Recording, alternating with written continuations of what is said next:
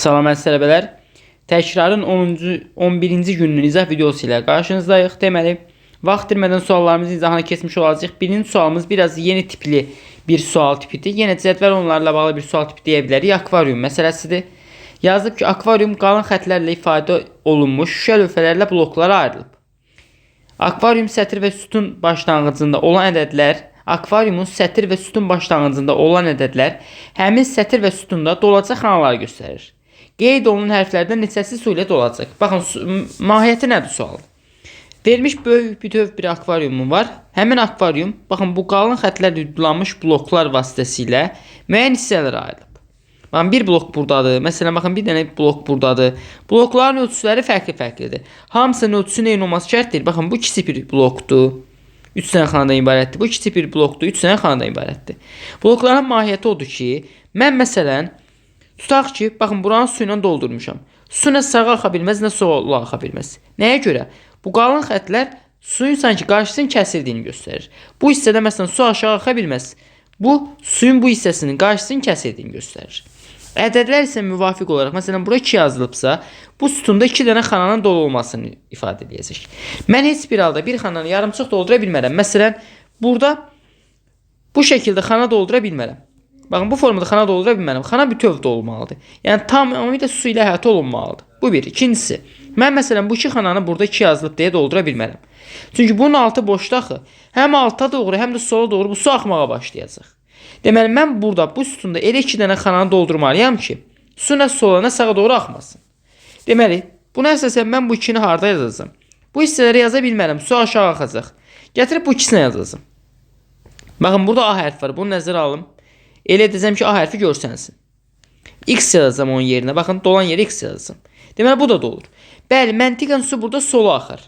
Amma sola axmasının qarşısını alacaq burada nədir? Burada yazılan 5-dir. Deməli, 5 sola axmanın qarşısını almalı deyə nə olursun buranı dolduracaq. Baxın, 5 dənə də mən ikisini tapmışam. Bu 2 tam dolub artıq. Bu 2-ni tamamlamışam. Bu sütuna artıq su tökə bilmərəm. İndi 5 dənədən ikisini tapmışam. Neçəsi qalıb? 3-ü qalıb. Mən bura su doldursam, bu su axıb gələcək hara? Son nəticədə bura gəlmiş olacaq. Ola bilərmi? Xeyr, ola bilməz. Çünki baxın, burada 1 var. Deməli, bu sütunda cəmi bir dənə xana dolmalıdır. O xananı da doldurmuşamsa, bu birlə mən yekunlaşdırmışam. Deməli, mən bura su doldura bilmərəm. O su gələcək bura. Bu zaman burada dolacağı üçün burada bir dənədən çox xana dolmuş olacaq. Deməli, mən buranı doldurmayacağım.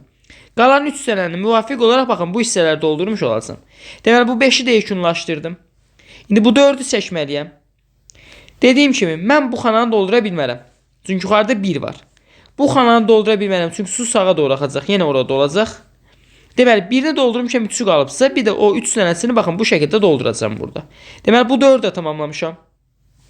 Daha sonra keçirik fərqli bir hissəyə. Mən bu 2-ni harada çəkə bilərəm? Baxın, bu 2-yə görə bu ikisini doldura bilmərəm. Çünki dediyim kimi, su sağa axacaq. Mən buranı boş saxlamalıyam. Çünki burada 1 yazılmışdı. Deməli, bu ikisini doldura bilmərəm. Bu ikisini doldursam, su yenə sağa doğru axacaq. Bu hissələr onsuz da dolub. Yəni, bura bunun artıq əlavə su gələ bilməz. Yenə ona su gəlmiş olacaq ki, şərt pozulur. Deməli, mən bu 2-yə görə məcburən bu 2 xananı doldurmalıyam.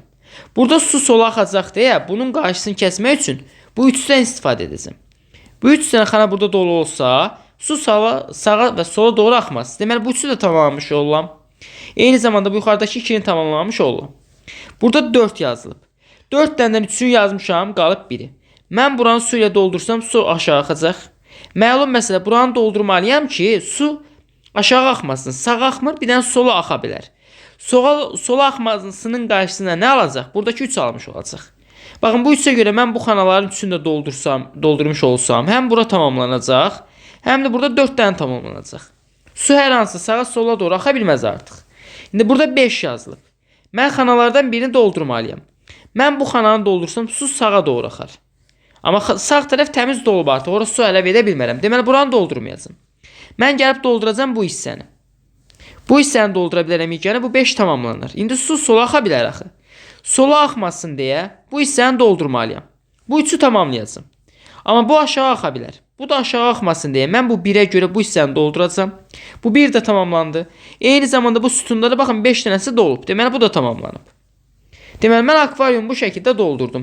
Sular heç bir halda sola sağa getməyəcək. Çünki bu qalın xətlərlə hüdudlanmış hissələr mənə deyir ki, bu suyun qarşısını kəsir. Blokdur sanki, şüşə lövhədir.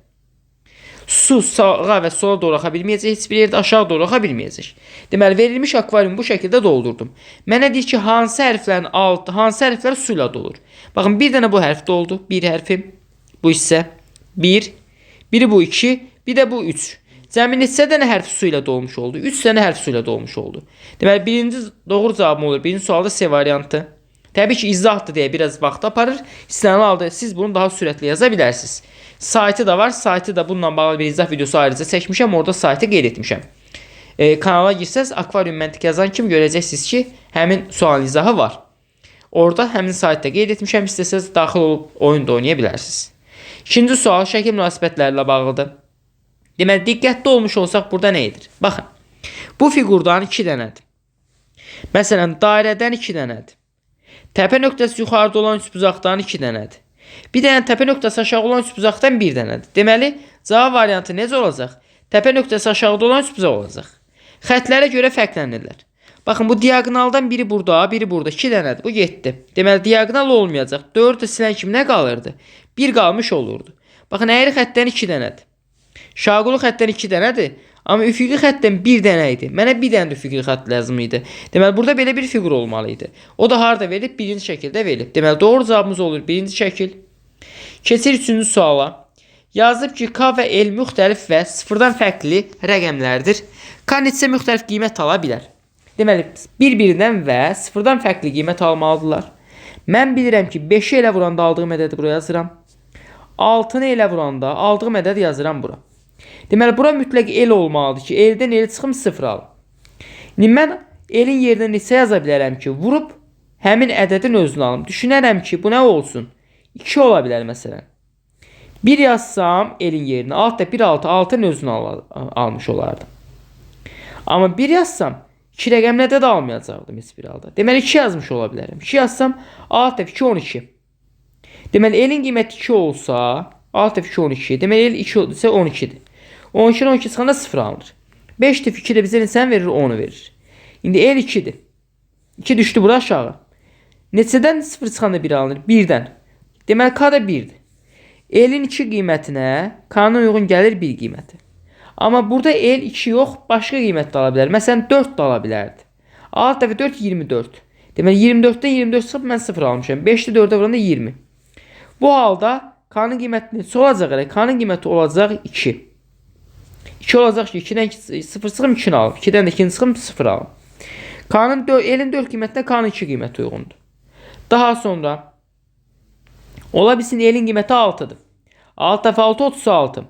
Baxın, L hərf deyil deyə, bu L ilə, daha doğrusu 6 burada hərf deyil, bu bir rəqəmdir deyə, L ilə eyni qiymətdə ola bilərlər. Bunun bir məhdudiyyəti yoxdur. Hərflər müxtəlif qiymət almalıdırlar. 6 dəfə 6, 36. 36 çıxılsın 36, 0. 5'i 6'ya vuranda 30. Deməli, K-nın qiyməti də buradan olur 3. Əgər L 6 olsa K olur 3. Bir ehtimal daxilində də L'in qiyməti 8'dir. 8 dəfə 6, 48.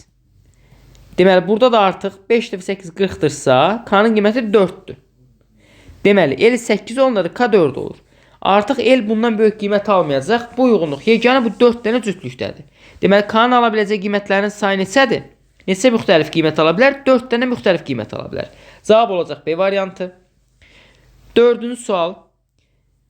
Qum saatı ilə bağlı bir neçə sual izah etmişəm. Bu ən çətinidir. Bunu xüsusən bura qoymuşam. Bunu çünki birbaşa şifahi formada yazmaq olmurdu.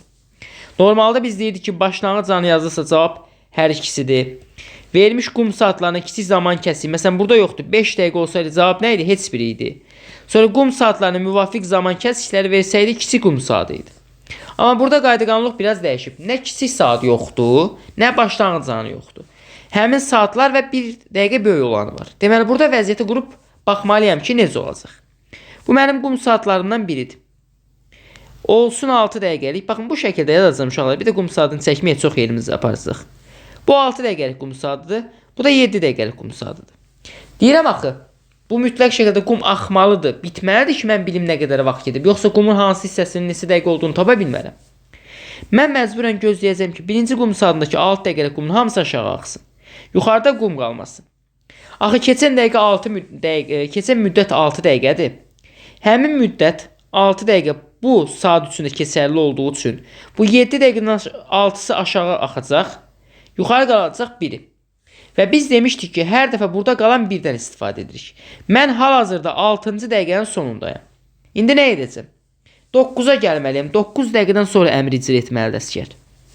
9-a gəlmək üçün dedik axı bundan istifadə etməliyik. Birinci qum saatını çevirəcəm tərsinə. 0-da 6 olacaq. İkinci qum saatına toxunmayacağım. 6-da 1. İndi nə olur? Baxın, davamlı bu hissədən aparıram. Gəl aşağıdan çəkəydim, amma heç nə olmaz. Baxın, aşağıdan çəkəcəm elə uşaqlar. Eyni şey aşağı köçürəcəm bura. 6, 0, bu da 7, 0. Deməli, 6-cı dəqiqənin sonu oldu bu şəkildə, elə deyil. Bu hissəni silirəm artıq, rahat olsun deyə buradan baxaq. Bu 6-cı dəqiqənin sonudur. Mən indi 7-ci dəqiqəni yaratmaq üçün nə edəcəm? Burada birinci qum saatını çevirəcəm tərsinə, ikinci qum saatını sabit saxlayacağım. Çünki bu 1-dən istifadə etmək istəyirəm. İndi bu 1 dəqiqə aşağı axanda buradadan 1 dəqiqə aşağı axacaq axı. O zaman birinci qum saatının vəziyyəti olacaq belə. 6 dənəsindən 1 aşağı axacaq, 5-i qalacaq yuxarıda. Burada da bu 1 aşağı axsa olacaq nə? Aşağıda 7, 6 var idi. 1 də gəldi 7 oldu. Yuxarıda qaldı 0. Bu 7-ci dəqiqənin sonudur. İndi 8-ci dəqiqəni yaratmaq istəyirəm. 8-ci dəqiqəni yaratmaq üçün yenə mən 1 dəqiqədən istifadə edə bilim deyə bu səfər mən hər iki qum saatını çevirəcəm. Olacaq vəziyyət bu şəkildə. 5-də 1 və 0-da 7. İndi buradan 1 dəqiqə aşağı axana qədər sağdan da 1 dəqiqə aşağı axmış olacaq. O zaman necə alınır? Baxın, buradan davam edirəm. Deməli, buradan aşağı axdı. 1 aşağı düşəcək olacaq. Burada 6, burada olacaq 0. Axı, həmin müddətdə buradan da 1 aşağı axmalıdır. İkinci qum saatında yuxarıda 6 qalacaq, aşağıda 1 qalacaq. Bu neçənci dəqiqənin sonuydu? Bura qədər 7 dəqiqə idi. 1 dəqiqə üstə gəldi, nə oldu? 8 dəqiqə oldu. İndi mənə cəmi 1 dəqiqə lazımdır. O 1 dəqiqəni tapmaq üçün birinci qum saatına toxunmayacağım. İkinci qum saatını tərsinə çevirəcəm. İndi burada olan 1 dəqiqəlik qum da aşağı axanda nə olacaq? 9-cu dəqiqə çatmış olacağım və əmri icra edə bilərəm. Mən bu proseduru tam yekunlaşdırandan sonra indi geri dönüb baxıram ki, neçənci dəqiqədə mən nə etmişəm? 6-cı dəqiqədə deyir hansı qum saatı çevrilib? Bu 6-cı dəqiqə idi. 6-cı dəqiqənin sonunda mən nə etdim? Baxın, birinci qum saatı 6-da 0 idi. Burada 0-da 6 oldu. Deməli, birinci qum saatını çevirdim. Yəni 6 dəqiqəliyim. 1-ə uyğun gəlir B. 7 dəqiqə buradır. 7-nin sonunda mən nə etmişəm? Diqqətlə baxıram ki, ikinci qum saatını çevirmişəm bu səfər. 7 dəqiqəliyim. Deməli, 2-yə uyğun gələcək A. 8-ci dəqiqədə bəs mən nə etmişəm? 8-ci dəqiqənin sonu buraydı. 6-da 0'lar baxın olduğu kimi qaldı. Heç nəyə dəymədim. Amma biz burada nə dedik uşaqlar? Diqqətli baxaq. Burada A deyil. Burada biz hər ikisini çevirmişik. 1-də 5, 7-də 0, 5-də 1, 0-da 7. Hər ikisini çevirmişik. Buna diqqət edirək. Deməli, hər ikisidirsə 2-yə uyğun gələcək D. 8 dəqiqənin sonunda mən birinci qum saatını sabit saxlamışam. İkinci qum saatını görürsünüz. 1-də 6 idi, 6-da 1 oldu. Yəni 7 dəqiqəlik qum saatını çevirmişəm. Buna da uyğun gələcək A. Deməli, 1-ə B, 2-yə D, 3-ə də A uyğun gəlmiş olur. Bu tip sualların ən çətini budur. Bundan çətini heç bir halda görməyəcəksiniz. Amma adətən imtahana düşənlər şifahi formada yazılan suallardır. Yenə qum saatı ilə bağlı geniş izahlar istəyirsinizsə, kanalımda qum saatı ilə bağlı geniş izahlar var, axtarıb tapa bilərsiniz. Tapa bilmədiyiniz halda WhatsAppda yazırsınız. Həmin videolarda linkini göndərmiş olacağım. 5 nömrəli sual. Deməli, bu tip suallardan öncə də işləmişdik. Bilirik ki, biz fiqurları fırlatmadan buraya yerləşdirməliyik. Amma o şərtlə ki, təpə nöqtələrində yazılmış ədədlər eyni olsun. Məsələn, tutaq ki, bura 1 yazılıbsa, bunlar da 1 olmalıdır. Bunun üçün biz nə edirdik? Bunun üçün biz başlayıb hərflərlə adlandırırıq bunu. Buna x deyirəm, buna y, buna z deyirəm. Birinci halda ixtiyari formada adlandıra bilərik. Yəni şərt deyil, konkret bu x, bu y, bu z olsun.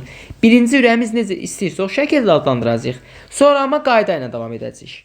Bu y-dirsə, bu da y-dir, bu da y-dir. Bu z-dirsə, bunlar da z-dir. İndi y-z-dirsə, bura x düşür. X-dirsə, bunların hamısı nə olacaq? 5-i də x olacaq. X-y-dirsə, bura z qalır. Bura yazıram z-dir. Deməli, bu da z-dir.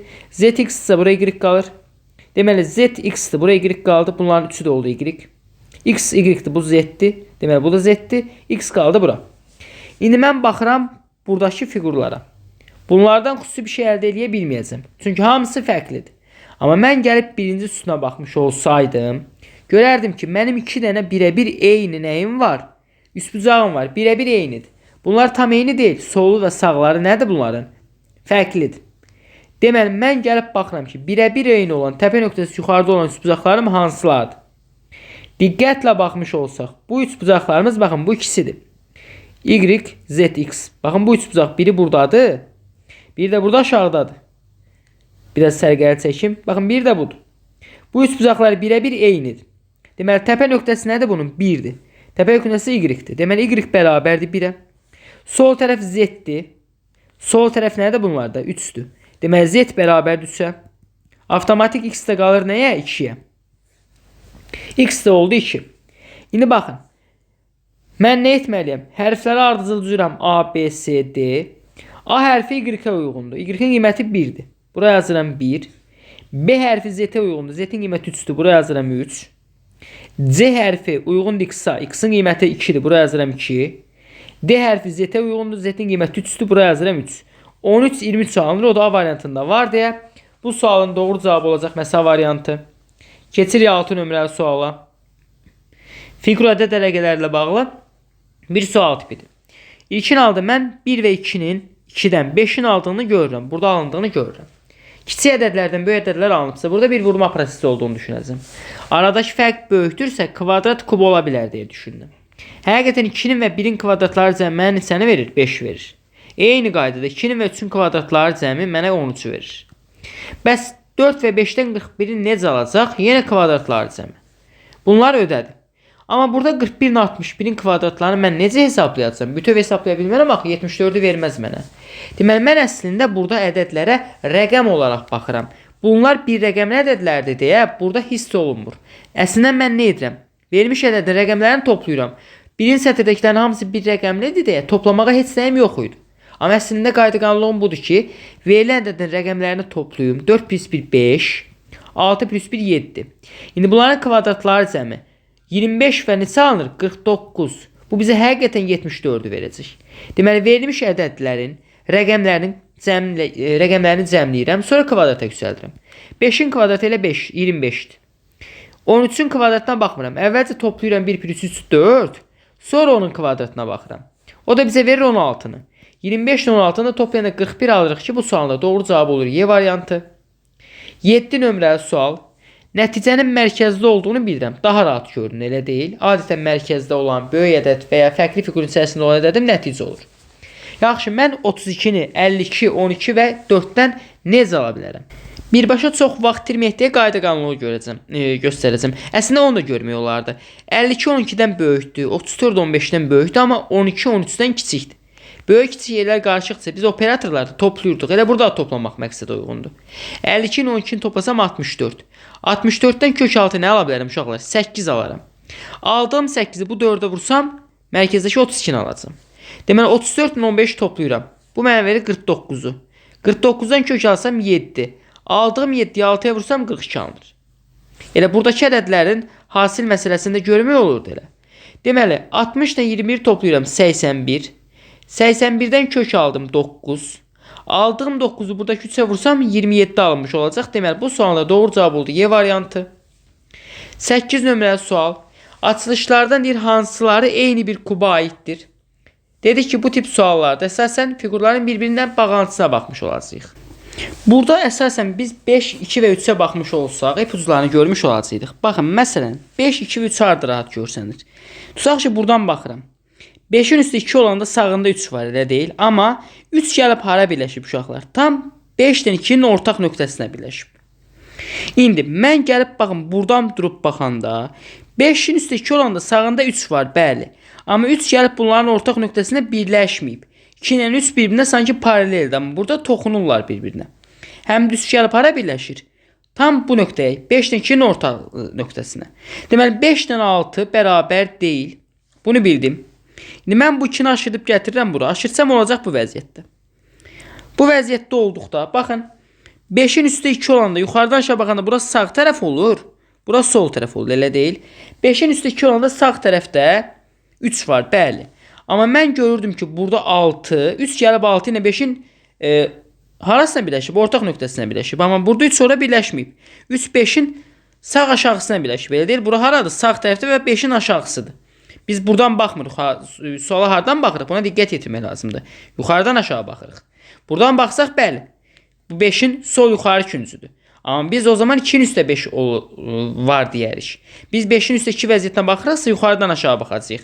Yuxarıdan aşağı baxırıqsa siz sanki testi tərsinə çevirəndə bura 5-in sağ aşağısı olur, bura sol aşağısı olur. Buna diqqət yetirmək lazımdır. Deməli 4 ilə də 6 eyni deyil. Eyni zamanda 4 ilə 5 də eyni deyil. Burada 2-nin üst bir-birinə toxunur, amma bunlar paraleldir. 4 ilə 5 də eyni deyil. Gəlirəm 3-ə. Aşıtdım, gətirdim bura. 2-ni. Oldu bu vəziyyətdə. 5-in üstə 2, sağında 3 var. Və 3 5-in harasına birləşib? Sağ aşağısına. 5-in üstə 2, sağında 3 olan vəziyyət harada var uşaqlar bizdə? Diqqətlə baxmış olsaq, elə 4-də var. Buradan baxanda, baxın 5-in üstə 2, sağında 3-dür və 3 gəlib hara birləşib? Yuxarıdan aşağı baxanda 5-in sol aşağı küncünə. Burada da gəlib baxın sol aşağı küncünə birləşib. Deməli 3 ilə 4 bir-birinə bərabərdir. Bu getdi. Gəlib buradan baxıram.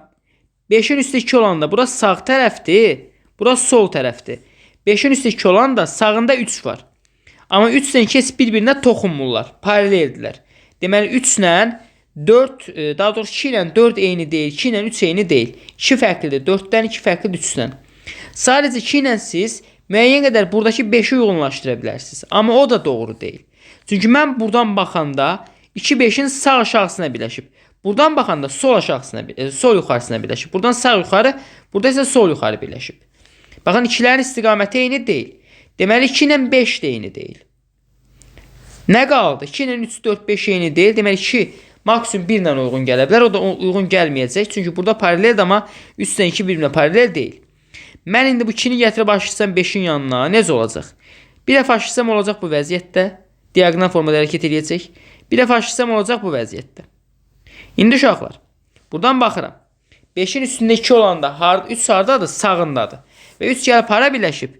Yuxarıdan aşağı baxanda bu fiqurun harasıdır? 5-in harasıdır? Sağ aşağısıdır, tərsinə baxdıqda. Deməli elə bizdə 3 və 4-də də belə idi. O zaman 1, 3, 4 birə-bir eyni olmuş olacaq. 5-in üstə 2 olanda sağ aşağısında, amma indi diqqətlə baxaq 1 ilə 4 eynidirmi? Bunu dəqiq yoxlayaq. Baxın, 5-in üstə 2 olanda 2 hara gəlib birləşirdi? Baxın, buradan 5-in sol yuxarı küncünə birləşirdi. Mən gəlib buradan yuxarı baxanda sağ yuxarı küncünə birləşir. Əslində 1 ilə 4 eyni deyil. Gəlin 1 də 1 ilə 4-ün üçü bir daha yoxlayaq. Görək birə-bir eynidirmi? Baxın, buradan baxdıqda 5-in üstə 2 sağında 3 var. Doğrudur. 3 5-in sağ aşağısına birləşib. Doğrudur. 2 5-in sağ yuxarısına birləşib. Doğrudur. Buradan baxanda 5-in üstə 2 var. 3 5-in sağ aşağısına birləşib. Hansı ki burada birləşdiyi kimi. 2 5-in sağ yuxarısına birləşməlidir. Baxın, mən yuxarıdan aşağı baxanda bura 5-in sağ yuxarısıdır. 3 ilə 4 birə-bir eynidir. Digərləri 3 və 4 ilə eyni deyil deyə doğru cavabımız bu sual üçün 3 və 4 olacaq. Kifayət qədər çətin bir sual idi. 9 nömrəli sualımız şəkil cədvəlləridir. Deməli, hər fiqurdan burada və ya hər rəngdən bir neçə dəfə istifadə olunub. Diqqətlə baxsaq, sətir boyunca dairələr var. Dairələr var. Məsələn, dairələr var. Daha sonra sətir boyunca üçbucaqlar var. Üçbucaqlar var, üçbucaqlar var. Sətir boyunca baxın, bu fiqurlar nədir? Burada yoxdur. Həmin fiqur olmalıdır. Onsuz da bütün cavab variantlarında oradadır. Gəlin rənglərin dəyişməsinə baxaq. Yuxarıdaydı, sağdaydı bu nöqtəli fiqur. İndi keçdi sola. Məsələn, digəri yuxarıdaydı, sağdaydı, keçdi sola. Eyni qaydada bu sol aşağıdaydı, soldaydı, yuxarıdaydı. İndi hara keçməlidir? Sağa keçməlidir. Çünki sağ təqrəbi istiqamətdə hərəkət edir. Həmin buradakı mənim şahmat fiquruna bənzər fiqurum harda olmalıdır? Sağ tərəfdə olmalıdır. Sağ tərəfdə olan əslində biraz D variantı göstərir. Gəlin boz fiqurla işləyək. Görək boz fiqur necədir? Yuxarıdadır. Sağda indi harda olacaq? Sol tərəfdə olacaq, elə deyil? Solda deyil, solda deyil, solda deyil. Solda olan həqiqətən bir dənə hansıdır? Məhz D variantıdır. Sadəcə bu şahmat fiquru burada biraz yaxşı düşməyib deyə bu şəkildə görünür. O da artıq biraz çapın problemidir. Daha sonra 10 nömrəli suala keçirik. Qatlanmış kağızın açılmasıdır. Deməli, birinci qaydamız odur ki, qat kağızın harasındadırsa, doğru cavab variantda birə-bir orada qalmalıdır. Kağız əvvəlcə yuxarıdan aşağı qatlanıb bu istiqamətdə. Sonra baxın, bu istiqamətdə soldan sağa qatlanıb. Hər iki ox haranı göstərir? Sağ aşağını. Deməli, bu şəkil kağızın sağ aşağısında olmalıdır. Baxın, A variantdakı şəkillə bu eyni deyil. İstiqamətləri fərqlidir, yanlışdır. Digər variantlardan C variantı yanlışdır. Çünki bu sağ aşağı birləşib. Bu isə mərkəzə birləşib. Sol aşağıya birləşib. C yanlışdır. Daha sonra D yanlışdır. Çünki baxın bunun aşağısı belədir, bunun aşağısı bütövdür. Qalır B və Y variantları. Baxın mənim bu qat boyunca nəyim olmalıdır uşaqlar? Güzgü əksim olmalıdır. Bir də bu qat boyunca. Hər iki qat boyunca simmetriya pozulub burada. Məsələn bu qat boyunca baxıramsa, burada güzgüyə bitişik üçbucaq varsa, o üçbucaq burada olmalıdır güzgüyə bitişik vəziyyətdə. Amma uzaqda verilib güzgüdən. Deməli yenə də silən kimi 10 nömrəli sualın doğru cavabı olur məhz B variantı. Keçirəm 11-ə. Çox vaxt itirmədən bizə nə lazımdır onu deyəcəm, sonra həllinə keçəcəyik. Deməli bizə sual işarəsinin yerinə bərabərliyin solunda hər hansı bir yerdə olub. Fərqi yoxdur. İkisində də ola bilər, sadəcə birində də ola bilər. Amma birində ən azından mütləq olmalıdır. Bərabərliyin solunda olub, bərabərliyin sağında olmayan xəttlər lazımdır. Mütləq şəkildə cavab variantları arasındakı fərqlərlə işləmək bizim üçün daha faydalı olacaq deyə cavab variantları arasındakı fərqə baxmış olacağıq. Deməli bu fərqlərdən biri məsələn nədir? Mən qara nöqtədən sağa gedib aşağı düşəndə, baxın qara nöqtədən sağa gedib aşağı düşəndə buradan sol yuxarı diaqonal bir kiçik xətt qalxır, amma burada qalxmır. Gəlin görə əsas şəkildə bu haradır? Sağa gəldim, daha sonra aşağı polunu düşdüm burada. Baxın buradan yuxarı qalxıram. Görürsünüz bunu? Bu xəttimdə əslində. Deməli qara nöqtədən sağa doğru gəlirəm, tam aşağı düşürəm. Buradan sol yuxarı xəttim qalxmalıdır. Hansı ki bu xəttdir. Buradakı x-i görürsünüz uşaqlar. O x-in bir hissəsi budur. Bir hissəsi də budur. Bunu gətirib bura çəksəm belə bir x alınır burada əsas şəkildə. Və o x-in burada ümumiyyətlə verilməyib. Deməli bütöv şəkildə verilməlidir. A-nı silirəm. A getdi. Qaldı B, D və C və Y. Yəni məsələn B ilə C arasındakı ixtiyari bir fərqə baxıram. Burada bir plus var. Burada bu plus yoxdur. Harda var o plus? Qara nöqtədən sağa doğru gedib aşağı düşəndə sağ küncdədir. Qara nöqtədən aşağı düşürəm. Sağa gedirəm. Deməli harda olmalıdır? Daha doğrusu sağa gedirəm qara nöqtədən aşağı düşürəm. Burada olmalıdır. Baxın bu düz xətti buradadır. Qara nöqtədən sağa gedirəm, aşağı düşürəm. Şaqulu xəttə baxın buradadır. Biraz sağ tərəfində. Onu bura çəksəm həqiqətən burada bir plus alınır. O plus baxıram ki burada verilibdir. Sağa gedib aşağı düşəndə. Üfüqi xətti verilib, şaqulu xətti isə verilməyib. Deməli şaqulu xətt olmalıdır. B-də bütövdür, yanlışdır. Y-də ümumiyyətlə verilməyib. Burada yanlışdır. Qaldı C və D variantları. İki variant arasındakı fərqə baxmış olsaq, bir dənə fərqli axtaraq. Baxın məsələn, bu mənim qara nöqtəmdən sonra birinci xəttdir. Burada belə bir xəttim olmalıdır. Bu ikinci olmalıdır. İndi gəlib baxsaq xəttlərin sayına. Söhbət nədən gedir? Baxın qara nöqtədən aşağı biri. O xəttimiz bu xəttdir. Biraz sağda qara nöqtədən bu var. O xəttimiz bu xəttdir. Qara nöqtədən biraz uzaqda bu var. O xəttimiz burada olmalıdır. Və baxın o gəlib sanki düşür bura. Daha doğrusu bu gəlib düşür ora. Daha sonra bizim baxın belə bir xəttimiz var. O gəlib düşəcək bura. Daha doğrusu tam bura düşmüş olacaq. Bu xəttimizdə bunun sağ tərəfinə düşür. Ən sonunda da burada belə bir xəttimiz var. Yəni sonda birləşdirəndə belə bir vəziyyət alınır.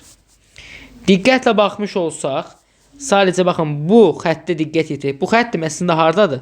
Gördünüz, qara nöqtədən biraz sağdadır. Deməli tam gəlib bura düşür uşaqlar. Buna diqqət yetirməliyik. Belə bir variant alınmış olacaq. Gəlib cavab variantları arasındakı fərqə baxanda mən nə görürəm? Baxın bu düz xətt boyunca baxsaq, bu bir xəttdir bütöv. Sonra burada belə bir xətt olmalıdır. O burada verilib. Bir problem yoxdur. Baxın bu xəttim burada verilməyib deyə burada verilib. Sonra baxın burada belə bir plus xəttim olmalıdır. O plus xəttim burada var. Burada da var. Bir problem yoxdur. Daha sonra o plus xəttdən sonra burada belə bir xətt yoxdur. O düz xəttdən, şaqulu xəttdən sonra. Amma burada o xətt verilib. Deməli birinci, ikinci, üçüncü, dördüncü, beşinci. Burada yoxdur beşinci xəttim. Burada var. Gəlib sayıram. 1, 2, 3, 4, 5. Baxın 5-ci xətt burada var artıq. Var deyə artıq cavab variantda olmalı deyildi. Deyən də silən kimi bu sual üçün doğru cavabımız məhz C variantı olaraq qalmış olur. Növbəti sualımız bizim 12 nömrəli sualdır. Deməli, fəza fiqurlarla bağlı yenə. Qarşı üzlərə baxa bilərikmi? Qarşı üzlər burada biraz bizi aldadacaq. Nəyə görə? 3 dənə ağ fiqur var. Biz birbaşa təyin edə bilmərik axı. Hansı ağ fiqur, hansı ağ fiqurdur burada? Məsələn, bu ağ fiqurun hansı olduğunu 100% təyin edə bilmərik. Bunun hansı olduğunu 100% təyin edə bilmərik. Ona görə qarşı üzlərə baxmırıq. Sadəcə vəziyyətləri yaratmağa çalışırıq. Deməli, məsələn, birinci şəkli yaratmağa çalışmış olsaq. Bu iki dənə nöqtənin üstündə üçbucaq var. Sol tərəfində belə bir fiqur verilib. Həmin iki dənə nöqtənin üstündə mən üçbucaq vəziyyətini görmək üçün nə edirəm? Bu üçbucağın, baxın, Kəsirəm buradan. Həmin fiquru gətirib olduğu kimi yerləşdirirəm bura. Nöqtəni daha doğrusu. Buradan durub baxıram. Buradan durub baxanda nöqtələrin üstündə üçbucaq olanda bəli, sağ tərəfə bu fiqur düşür. Bu doğrudur. Burada bir problemimiz yoxdur. Bəs görək bağlantımız birə-bir doğrudurmu? Baxın, mən buradan durub baxanda mənim sağ tərəfim buradır, sol tərəfim buradır. Baxın, bu üçbucaq və ya T hərfinin bu xətti gəlib para birləşib. Nöqtələrin sol küncünə birləşib, elə deyil, ox istiqamətində baxıramsa, sol tərəfinə birləşmiş sayılır. Amma mən gəlib buradan durub baxanda, nöqtələrin harasına birləşib bu üçbucağın T hərfi və ya T-nin daha doğrusu kiçik düz xətti sağ küncünə gəlib birləşib. Doğru bağlantı deyil. Yəni bir doğru deyil, biri silirəm. Eyni zamanda bu harda verilib? Solda verilib. Məndə isə bu sağa gəlib düşürdü. Deməli, bir istənilən halda doğru deyil, biri sildim. Bir olan cavabları da siləcəm. Daha sonra gəlib baxırıq nəyə? Məsələn, gəlib buradan baxıram.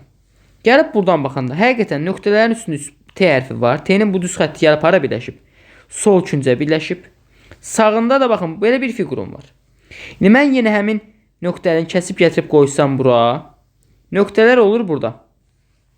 Və gəlib bu hara birləşib uşaqlar? Sol yuxarı küncə. Hansı ki burada da nöqtələrin sol yuxarı küncünə birləşib bu. Baxın, bura nöqtələrin sol yuxarı küncüdür sanki. Bu figurda aşırıb gətirsəm bura necə olacaq? Gəlin aşırıb gətirək. Bir dəfə aşırıb gətirsək olacaq belə. Bir dəfə aşırıb gətirsək olacaq belə. Bir dəfə də aşırıb gətirsək bura. Bir dəfə aşırıb gətirsək, baxın, burada olacaq bu vəziyyətdə. İndi nöqtələrin üstündə həqiqətən T hərfi olanda sağında həmin fiqurdur. Hələ ki doğru görsənir, bir problem yoxdur. Eyni zamanda mən nə görürəm? Baxın, bunun bu uzun düz xətti gəlir sanki bu T-nin bu düz xəttinə doğru perpendikulyar istiqamətdə baxır burada. Həqiqətən baxın, bu düz xətt gəlib bura bu T hərfinin bu düz xəttinə, diaqonalına görə necə baxır? Perpendikulyar istiqamətdə baxır. Deməli, doğrudur burada, hər hansı bir problem yoxdur. 2-ni götürəcəm doğru olaraq. 2 olmayan cavabları silərəm, amma hər birində 2 onsuz da var. Keçirəm 3-ə. İndi, baxın, bu fiqurun üstündə məndə nə var? Baxın, bu fiqurun üstündə burada T hərfi var sanki. Bu vəziyyəti yarada bilmək üçün mən durub buradan baxmalıyam. Bu vəziyyətdə. Həqiqətən onun üstündə yuxarıdan aşağı baxanda T-ni görürəm. Amma yanlışdır. Nəyə görə? Baxın, bu zaman bunun bu kiçik düz xətti T-yə nisbətən yaxın küncündədir. Elə deyil, həmin tərəfin yaxın küncündədir. Amma bunun bu kiçik düz xətti həmin T-nin, yəni bu tərəf olan T hərfi olan tərəfin harasındadır? Uzaq küncündədir. Buna uzaq hissədən birləşib sanki. Və ya buna burada böyük düzbucaqlı hissə birləşir. Amma mənim burada çəkdiyim şəkildə görürsünüz, buna kiçik kvadrat birləşir sanki. Söhbət nədən gedir? Baxın, söhbət bundan gedir. Burada kiçik kvadrat birləşib, amma burada böyük düzbucaqlı birləşib. 3 yanlışdır. 3'ü silirəm. 3 olan variantları silən kimi nə qalır? 2 və 4 qalmış olur. Deməli 4 doğru olacaq. Gəlib 4'ü yoxlayıram. Biri silmişəm artıq. Tutaq ki, buradan baxıram. T'nin üstündə nöqtələr var. Və ya gəlin buradan baxaq. Fərqi yoxdur. Nöqtələrin üstündə T var. Bura mənim sol tərəfimdir. Bura mənim sağ tərəfimdir. Həqiqətən T'nin bu xətti gəlib hardan birləşib nöqtələrə? Sol tərəfdən birləşib. Gəlib burada nöqtənin üstə T vəziyyətinə baxmaq üçün bu istiqamətdən baxacağım indi. Həqiqətən T'nin bu xətti gəlib hardan birləşib? Sol tərəfdən birləşib. Çünki ox istiqamətində baxıramsa, bura mənim solumdur. Bura da mənim sağımdır. Bunu bildim. İndi nöqtələrin üstündə T olanda sol tərəfdə A kvadrat var. Nöqtələrin üstündə T olanda həqiqətən sol tərəfdə A kvadrat var. Mən bu A kvadratı aşırıb tam bura getirə bilərəm. Deməli 4 doğrudur həqiqətən, 2 və 4 doğru olacaq deyə. Burada yalnız 2 və 4 cavabı B variantı doğru olacaq. 13 nömrəli sual. Yazılıb ki 38 nəfərlik bir qrupda ingilis dilini bilən fransız dilini bilir. Deməli Euler-Venn diaqramından istifadə edirəm. Bu ingilis dili fransız dilini bilənlər olsun. Bunlar ingilis dilini bilən olsun. İngilis dili bilənlər fransız dilini bildiyi üçün, deməli bütün ingilis dili bilənlər fransız dilini bildiyinə görə onlar fransız dilini bilənlər arasındadır. Yəni onun həmin çoxluğun tərkib hissəsidir. Lakin deyir həmin şəxslər, yəni ingilis dilini bilənlər alman dilini bilmirlər. Deməli almanlarla ingilislərin ortaq nöqtəsi yoxdur. 14 nəfər yalnız fransız dilini bilir. 9 nəfər yalnız alman dilini bilir. 5 nəfər həm fransız həm alman dilini bilir. Deməli mən almanları gətirib çəkəcəm baxın burada. Bilirəm ki, baxın biraz da bu hissədən çəkim böyük olsun. Bilirəm ki 5 nəfər həm fransız həm almanı bilir. Bunlar almandır. 14 nəfər yalnız fransız bilir. Yalnız fransız bilən, baxın bu nöqtələr qoyduğum hissədir. Nə ingilislərlə, nə almanlarla kəsişməyən hissədir. 14 nəfər buradadır. 9 nəfər yalnız Alman dilini bilir. 9 nəfər də buradadır. Ümumi də qrupda 38 nəfər var. Mənə deyir ki, fransız dilini bilənlər ən çoxu neçə nəfər ola bilər? Baxın, fransız dilini bilənlər. Mən düşünəcəm ki, 38 nəfər var. Bunun sadəcə bu 9 nəfəri hansı hissə? Baxın, burada indi qırmızı ilə göstərəcəm. Sadəcə buradakı 9 nəfərim nə olacaq? Fransız dilini bilməyəcək. Geri qalan, baxın, bu yaşılla göstərəcəm bu hissəni və ya qırmızı ilə göstərirəm. Yenə qırmızı ilə onun üstü göstərmişəm, gəlin elə yaşılla göstərək. Yaşılla göstərdiyim bu hissə bütövlükdə nədir uşaqlar? Bura nədir? Fransız dilidir. Yeganə deməli 38 nəfərdən bu 9 nəfəri fransız dilinə aid deyil. Deməli 38-dən 9 çıxanda nə qalır? 29 qalmış olur. Deməli maksimal halda ən çoxu 29 nəfər fransız dilini bilər. Nəyə görə ən çoxu deyirəm? Ola bilsin ki, qrupda 38 nəfərlik qrupda bu 3 dili bilməyənlər də var. Bununla bağlı bir məlumatım yoxdur. Mən indi ən çox cavabı ona görə deyirəm ki, hamısı bu dillərdən ən az birini bilir. Ona görə cavabı Y olaraq götürəcək ki, maksimal 29 nəfər fransız dilini bilir. Bəs ingilis dili bilənlərin maksimal sayı neçədir? Onu da tapmaq olar. O da 10 olacaq. Nəyə görə? Baxın, bu 9 nəfər ingilis dili bilmir. Bu 5 nəfər də ingilis dili bilmir. Buradakı 14 nəfər də ingilis dili bilmir. Toplasaq 5 plus 9 14, 14 də burada 28. 28 nəfər ingilis dili bilmir bu 38 nəfərdən. Geri neçə nəfər qalır? 10 nəfər qalır. Hər kəs dil bilirsə, deməli maksimal 10 nəfər də ingilis dili bilən olmuş olacaq. Buraya yazacağam onu. 14 nömrəli sual.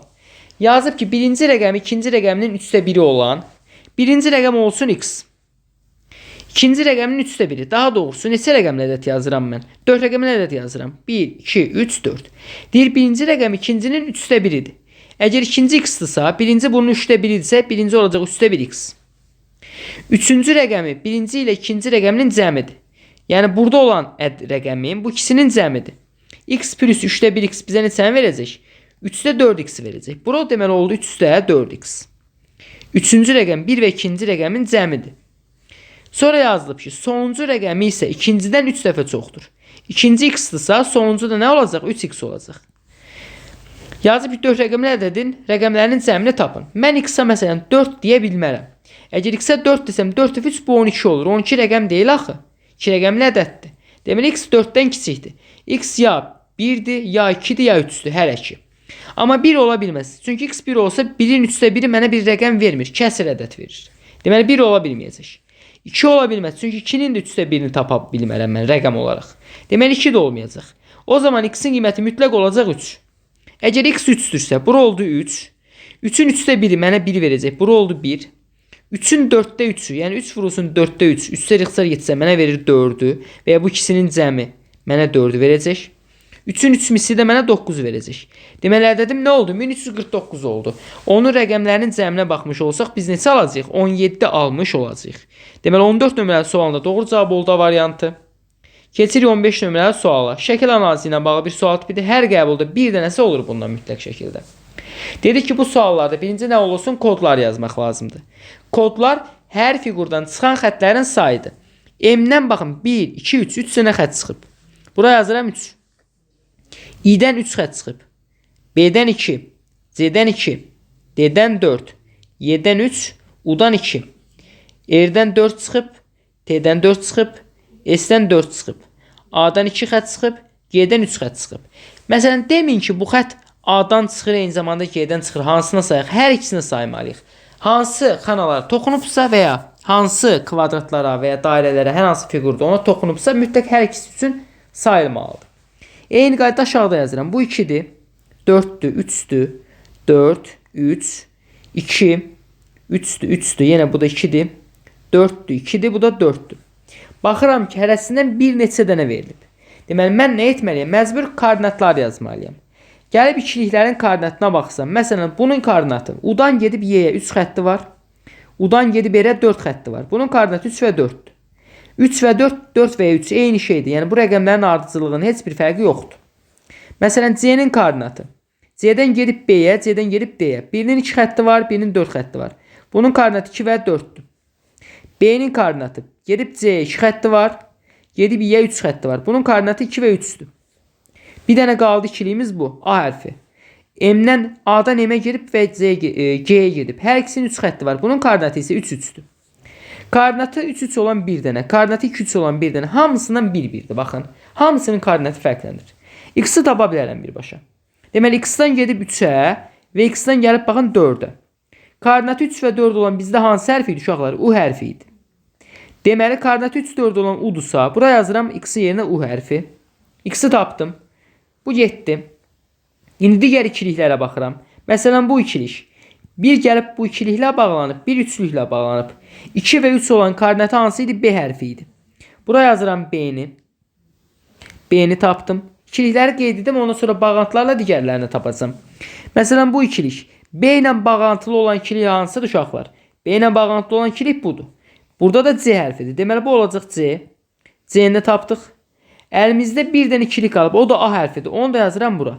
Baxın, həqiqətən A hərfinin nəyi var? 2 dənə üçlüklə bağlantısı var. Koordinatı 3-3'dür. Burada 3-3 olduğunu görürdüm. İndi sadəcə bağlantılara baxacağım. Məsələn, X-dan 1-3 xətliyə gedib, 1-4 xətliyə gedib. Daha doğrusu U hərfindən. U hərfindən 3 xətliyə gedib. O hansıdır? Y hərfidir. Deməli, bu olacaq Y hərfi. Y-ni tapdıq. U ilə bir də var R-in bağlantısı 4 xətlidir. Deməli, R oldu burada. R-i tapdıq. Daha sonra mən Y-i tapmalıyam. Deməli, A hərfindən işləyəməyə çalışacağım. A hərfindən işləməyə üçün də gərək R ilə işləyək burada. Baxın, R ilə bağlantılar baxıram ki, R-in 4 dənə bağlantısı var. R-U bağlantısını tapmışam. R-Y bağlantısını tapmışam. Qalıb R-in bir bu 4'lük bağlantısı. Bunu göstərəcəm yaşılla. Bir bu 4'lük bağlantısı qalıb. Bunu da göstərəcəm bu şəkildə, mavi ilə. Deməli, bunun da 3 xətli ilə bağlantısı var. Gəlib baxıram R-in qalan bağlantılarına. R hərfi məndə hardadır uşaqlar? Diqqətlə baxsaq buradadır. Mən R ilə Y-nin, R ilə U-nun bağlantısını onsuz da qeyd etmişəm yuxarıda. R-in bir T ilə bağlantısı qalıb, bir də G ilə. G-nin 3 xətti var. Deməli, G buradadır. R-in T ilə bağlantısı var. Deməli, T buradadır. T ilə G-ni də tapdım. İndi baxın, mən A ilə G-nin bağlantısını görürəm. A-nın bir dənə bağlantısı qaldı cəmi. Deməli, A-nın G ilə bağlantısını burada görürəm. Bir dənə A-nın M ilə bağlantısı qalıb. Deməli, bu da olmalıdır M. Y-i də tapdım. Artıq digərlərini tapmağa ehtiyacım yoxdur. Y M-dir. X də U-dur. Deməli, X U-dursa 1-ə uyğun gələcək C variantı. Y-ə də M uyğun gəlirdi. Ona da uyğun gələcək D variantı. 1-ə C, 2-ə də D uyğun gəlmiş olur. İmtahana düşə biləcək maksimal şəkil analizi budur. Və bunu da görürsünüz ki, sürətli şəkildə yazmaq olur. Gəlirik 16 nömrəli sualımıza. 16 nömrəli sualımız şəkil cədvəlləri ilə bağlıdır. Qalan xəttləri mənə göstərir ki, baxın, bu qalan xəttdən aşağı nəticədir. Bu qalan xəttdən sağ tərəf nəticədir. Sətri baxmış olsaq. Baxın, bura dairə çəkib. Ona görə dairələrin sayı nədir? Təkrarlanıb. Bura kvadrat çəkib. Deməli, burada nə olmalıdır uşaqlar? Kvadratlar təkrarlanmalıdır. Məsələn, bura baxın, üçbucaqlar təkrarlanır deyə nə çəkir? Üçbucaq çəkir. Sütun baxsaq. Dairələr təkrarlanıb deyə bura dairə çəkib. Məsələn, üçbucaqlar təkrarlanıb deyə bura üçbucaq çəkib. Bura kvadrat çəkibsə, deməli, kvadratlar təkrarlanmalıdır burada. 2 dənə kvadrat alınacaq həmin xanada. O da harda verilib məndə? D variantında verilib. Deməli, 16'nın da cavabı oldu D. 17 nömrəli sual. Təsadüfi qeyd olunan nöqtənin rəngli hissəyə düşmə ehtimalını tapın yazılıb. Deməli, hər hansı bir hadisənin ehtimalını hesablayarkən mən kəsr xətti çəkirəm. Kəsrin məxrəcinə yazıram ümumi halların sayını. Kəsrin sürətinə yazıram mümkün halların sayını. Ümumi hallar burada nədir? Verilmiş bütöv fiqurdur. Deməli, birinci bütöv fiqurun sahəsini hesablayacağım. O da nəyə bərabərdir? N vurulsun uzuna və ya kvadratdırsa bir tərəfin kvadratına. Sayıram buradan. 1, 2, 3, 4, 5, 6, 7, 8, 9, 10, 11. Bunun deməli bu hissəsi 11'dir. Sayıram buranı. 1, 2, 3, 4, 5, 6, 7, 8, 9, 10, 11. 11 də burada. Deməli bu bir kvadratdır. Kvadratın tərəfi nəyə bərabərdir? A kvadratına. Yəni 11'in kvadratına. Bu da bizə verir 121'i. Deməli ümumi hallarımızın sayı oldu 121. Mənə deyir, rəngli hissə, yəni qara hissəyə düşmə ehtimalını tapın. Mən buna görə rəngli hissə biraz çox olduğu üçün rəngli hissəni, yəni ağ hissəni tapacağam, bütövdən çıxacağam, rəngli hissə alınmış olacaq. Gəlin hesablamağa çalışaq. Birinci bütöv kvadratları sayıram. Baxın bu 1, 2, 3, 4 və üstündən xətt çəkə-çəkə gedəcəm. 1, 2, 3, 4. Daha sonra baxın burada 5. Bu yarısı burada, yarısı burada. İkisi birlikdə 6. Baxın bu bütöv 7, 8, bu 9, 10, 11, 12. Daha sonra mən baxın bunu buradan götürüb bura çəksəyim. 13. Bunu götürüb bura çəkəcəm. bu hissəni bura 14. Baxın bu ikisini götürüb bura qoyacağam. Bu ikisini götürüb bura qoyacağam 15. Sonra 16, 17. Bu iki dənəsini götürüb bura qoysam bütöv şəkildə 18, 19, 20, 21, 22, 23, 24. Yenə bu ikisi birləşib 25 əmələ gətirəcək. Bu ikisi birləşib 26 əmələ gətirəcək. Mən bu 2-dən kiçik kvadratı qoysam birini bura, birini bura. Nəticə dedim, saydı yadımdan çıxdı. Gəlin bir daha başdan sayaq. 1, 2, 3, 4, 5, 6, 7, 8, ikisi birlikdə 9 bu yan tərəflər. 10, 11, 12 yan tərəflər. 13, ikisi 14 bu hissədə. Burada qalan bu ikisi və bu 15, 16, 17, 18, 19. Bu ikisini bura qoysaq 20, 21. Daha sonra 22, 23, 24. Yan tərəflər 25. Bu ikisi 26. Bu üçü bayaqki kimi 27, 28, 29, 30. 30 yadda saxlayıram. İndi mən baxın uşaqlar. Bunu götürüb qoysam bura. Bir dənə burada alınır 31. Bunu götürüb qoysam bura. Bir dənə burada alınır 32. Növbəti qalır baxın bir bu, bir bu, bir də baxın bu ikisi. 4 dənəsini də birləşdirsəm 1 kvadrat alınacaq 33. 33 yadda. 34, 35, 36, 37, 38, 39, 40, 41, 42. Yan tərəflər 43. İkisi birləşdi 44. İkisi birləşdi 45. İkisi birləşdi 46. İkisi birləşdi 47. Baxın bu ikisi və bu birləşəcək 48, 49, 50, 51, 52, 53, 54, 55, 56, 57. Yan tərəflər 58.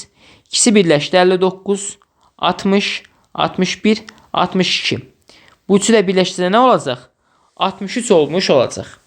Deməli, rəngsiz hissələrimizin sayı 63-dür. Deməli, rəngsiz hissələrimiz 63-dürsə, bütöv də 121-dirsə, 121-dən 63 çıxacaq. Neçə alınacaq uşaqlar burada? Burada alınacaq 58.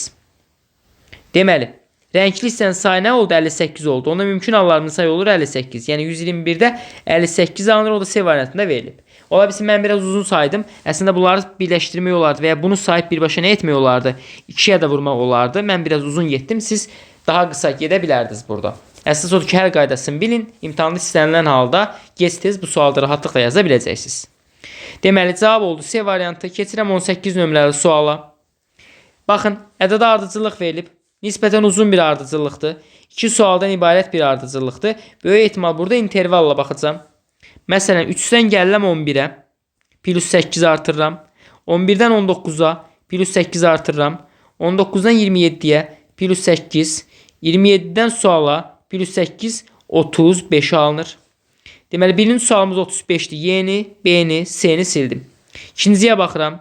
3-dən 6-ya, plus 3. 6-dan 11-ə, plus 5. 11-dən 18-ə, plus 7. 3, 5, 7 disində nə gələr? 2 artır, elə deyil, 3'dür, 5'dir, 7'dir. İndi 9 artar. 18 plus 9 da 27'ni verir. Deməli 35 27 alınacaq, o da D variantında verilib. Yadda saxlayın, uzun ardıcıllıqdırsa, hədlərinin sayı çoxdursa, 2 sualdan ibarət bir ardıcıllıqdırsa, intervalla baxın, 1 dənədən 1.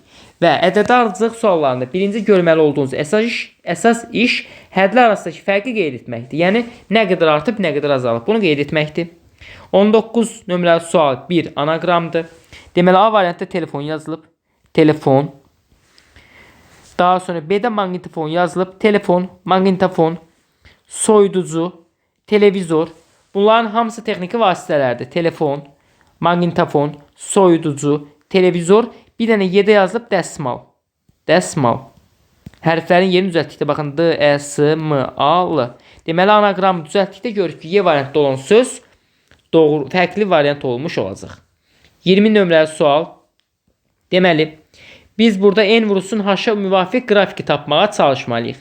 Belə suallarda çalışın cavab variantları arasındakı fərqlərə gedəsiniz. Biraz vaxt aparan suallar olur bunlar. Məsələn, A və B variantları arasındakı ixtiyari bir fərqi axtarıram. O fərqi axtarsaq, gəlin görək harda tapa bilərik həmin fərqi. Məsələn, burada. Baxın, 1, 2, 3, 4, 5. 5-ci anda yuxarıdakı qiymətim, yəni böyük qiymətim nəyə bərabərdir? Bir dənə burada qiymətim var, bu kiçik qiymətdir. Bir dənə də burada böyük qiymətim var. Bu nəyə bərabərdir? Gəlirəm bura.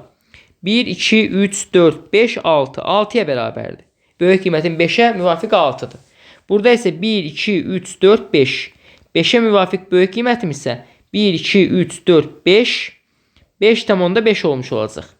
6'ya gəlib çatmır. Yəni bu nöqtəyə çatmayıb. Gəlib baxıram 5 vəziyyətinə. 1, 2, 3, 4, 5. 5 buradır. İndi 5'də H-ın qiymətlərindən biri budur. 0,5'dir. H-ın qiymətlərindən biri isə baxın buradadır. Bu neçədir? 1, 2, 2'dir. 2 dənə qiyməti var. E-nin də həmin nöqtədə neçə qiyməti var? 1 qiyməti var. O da budur. Baxın bu hissədə. Gəldi bura. 1, 2 və 3'dür. Deməli, N'in də qiyməti 3'dürsə, mənim böyük qiymətim nə olacaq? 3 dəfə 2, 6 olacaq. Kiçik də 1,5 olacaq. Deməli, qiymətlərimdən biri 1,5, biri 6 olmalıdır. 6 olan A variantı idi deyə B'ni silirəm. Sonra gəlirəm A variantı və C variantı arasındakı fərqə baxmağa. Fərqlərlə getməlisin mütləq şəkildə. Bəli, vaxtımız çox gedəcək, amma başqa bir çıxış yolumuz yoxdur. Baxın, burada fərq buradadır elə 1-də. Qiymətimin biri 1'ə uyğun gəlir, biri 2'yə. Amma burada qiymətimin biri 1'ə uyğun gəlir, biri 1,5'e uyğun gəlir. 2'yə gəlib tam uyğun düşməyib. Gəlib baxıram 1 anında qiymətlərimə. 1 vəziyyətində, baxın H qrafiki bu qrafikdir. 1 vəziyyətində kiçik qiymətim 0,5 deyənə, baxın tam 0,5'e gəlib düşür. Böyük qiymətim tam 1'ə gəlib düşür, H-ın qiyməti. 1 anında N'in qiyməti isə gəlib uyğun gələcək 2'yə. Bu 1, bu 2. 2'yə uyğun gələcək. Deməli, 2'ni 1'ə vuranda 2, 2'ni 0,5'ə vuranda 1. Qiymətlərindən biri 1, 1, 2 olmalıdır. Artıq burada C-də 1,5 verilib, kəsir verilib də yanlışdır. Məndə 1, 1, 1, 2 olmalıdır. A və D variantları arasındakı fərqə gəlib baxıram.